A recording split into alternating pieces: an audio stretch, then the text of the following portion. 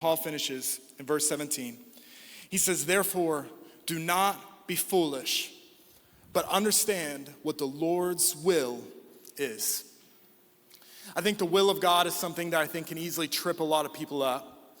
But the will of God is actually, I think, quite simple. I don't have this verse for you, but in 1 Thessalonians, it says, the will of God is that we all should be sanctified. And that's a really big word that just means to look more like Jesus and act more like Jesus.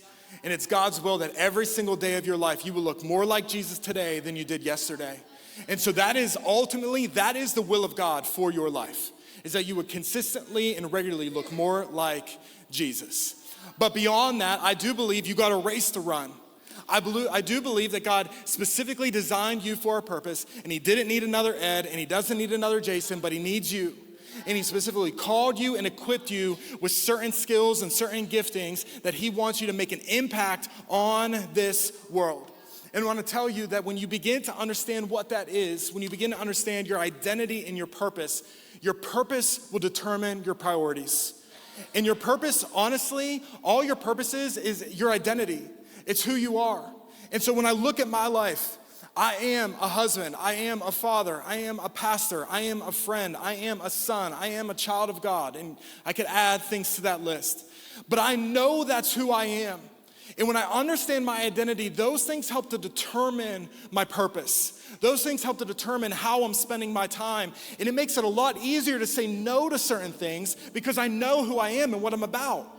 And so if something comes into my orbit and demands my time or demands my attention, it's much easier for me to say no because I know who God's created to be and I know what he's called me to be.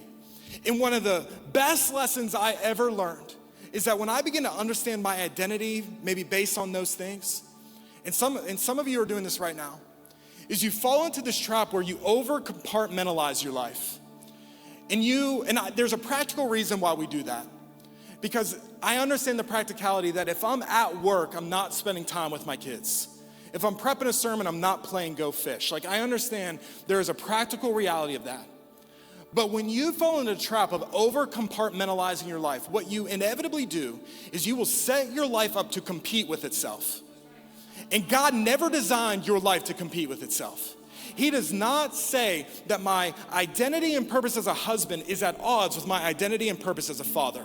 Those things are not at odds with each other. Those things should work in parallel. They should work in synchronicity. And so there's this part of us that we need to understand that, okay, yeah, maybe I need to shift in different seasons how much time I'm spending in a certain area, or even in a certain day, be aware of how much time I'm spending in certain areas of my life. But if you fall into this place where a portion of your life is directly, consistently competing against another portion of your life, it will destroy your soul. It would be a danger if my family and my wife felt like they were at odds with the local church. And I make it such a part of me for them to understand that these things work in unison, that you are not competing with my time. And so if I'm prepping a sermon and you want me to play Go Fish, I'm gonna sit on the ground. I'm gonna play Go Fish with my son.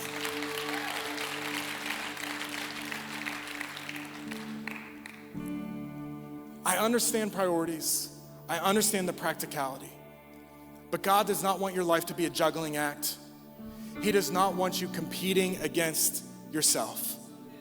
It's your purpose. It's your race. It's your calling. It's your gifting.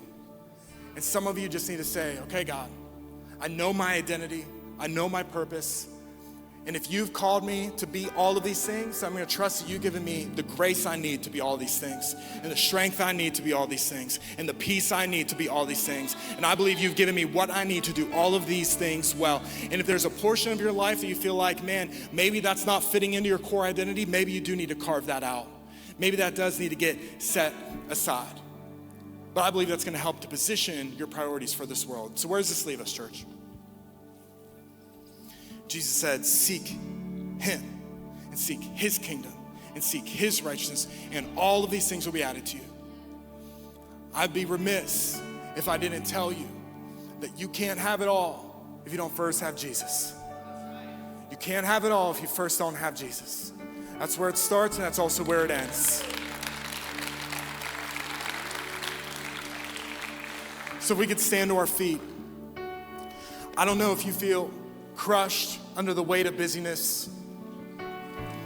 I don't know if you feel like you have a hard time determining your priorities. I don't know if you feel like you have a hard time understanding the value of time and getting effectiveness out of your time. I don't know where all of that is for you in this place today. But I do know for every single one of us, it starts with Jesus. It starts with putting him at the center, him at the focus.